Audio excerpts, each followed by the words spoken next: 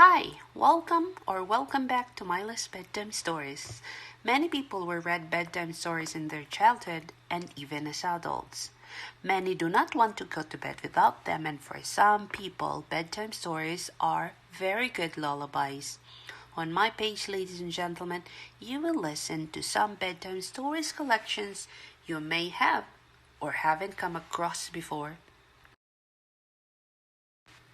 For tonight, ladies and gentlemen, the title of our story is Jack and the Beanstalk by Gavin Scott.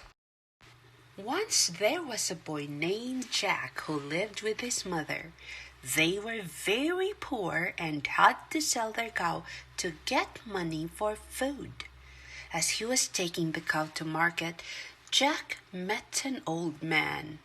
"You won't get much money for such an old cow," he told Jack. "But I can give you something better than money for her. Magic beans." He held out his hand and showed Jack 5 speckled beans. Magic beans, thought Jack. They sound exciting. He gave the old man the cow and took the beans, thanking the man politely. Then he went home to his mother.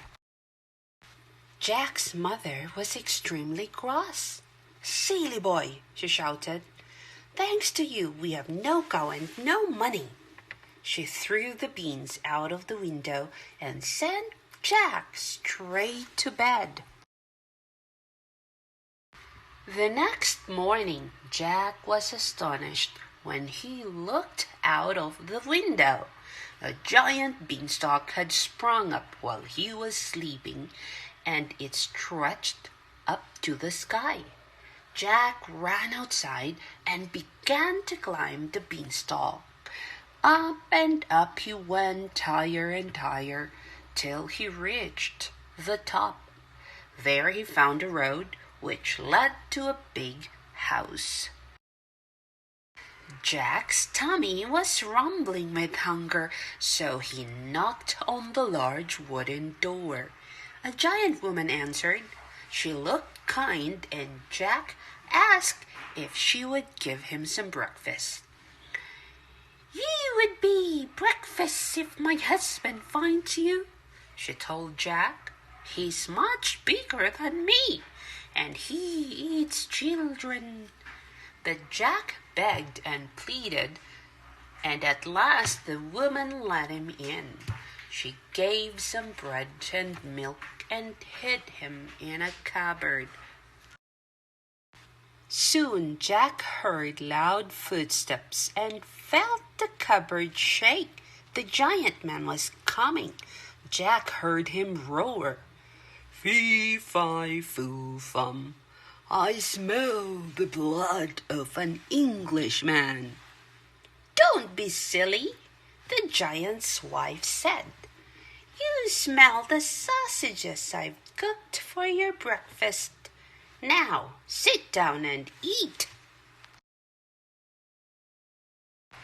After wolfing down 3 plates of sausages, the giant asked his wife to bring him his gold.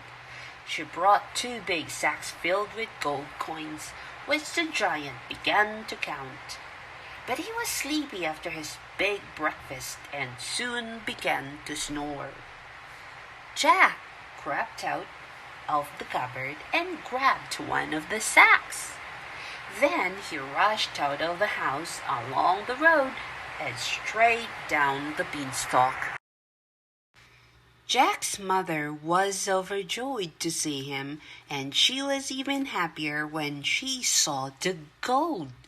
They lived well while the money lasted, but after a year, it had all been spent.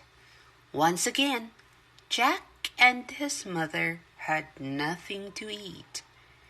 "Don't worry, Mother," said Jack. "I'll just go back up the beanstalk to the giant's house." And so he did. Just as before, Jack knocked on the door and begged the giant's wife for something to eat. away," she told him. "The last time you were here, a sack of gold disappeared. My husband was really cross." But once again, Jack begged and pleaded, and at last she let him in. She gave him some bread and milk and hid him in the cupboard. Soon the giant stomped in, bellowing, "Fee-fi-foo-fum, I smell the blood of an Englishman." "Nonsense," said the giant's wife. "You smell the yummy soup I made for your lunch." Peeping through a crack in the cupboard door, Jack saw the giant slurp down a big barrelful of soup and heard him tell his wife, "Bring me my hen." She put a fat red hen on the table, and the giant shouted, "Lay!" Jack waited until the giant was asleep. Zzz, zzz. Then he jumped out and snatched the hen. Fast as lightning, he dashed out of the house, along the road, and down the beanstalk. Jack and his mother lived very well on the money they made from the hen's golden eggs. But Jack wanted to climb the beanstalk one last time. He knew the giant's wife would not let him in again, so when she wasn't looking, he sneaked into the house and crawled into the cupboard. Before long, the giant came crashing in. "Fee-fi-foo-fum, I smell the blood of an Englishman," he thundered. "You smell the steaks I've cooked for your dinner," his wife said, and she put a platter of thick, juicy steaks in front of him. After gobbling up the steaks, the giant took out the golden harp and said, "Sing!" The harp played the gentle lullaby, and soon the giant was fast asleep. Jack sprang out, took the harp, and began to run. But the harp cried, "Master! Master!" And the giant woke up. With a roar, he leapt up and ran after Jack. Holding the harp tightly, Jack ran for his life.